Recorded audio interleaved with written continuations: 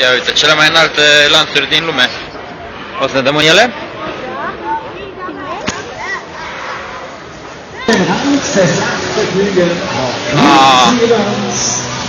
Tu vezi? Mamă, cât de sus îi ridică. Așa ceva. Nu o să ne dăm niciodată în așa ceva, mi-e foarte frică. Da? Tu-ți dai seama? Uite și tu cât e de la pământ, uite-l pe Marius, care e foarte înalt. Și ia uite. Oh. Tu-ți dai seama?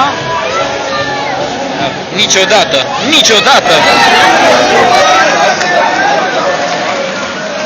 Băi, Marius, în așa ceva nu vreau să ne dăm niciodată. Tu vezi ce nebun?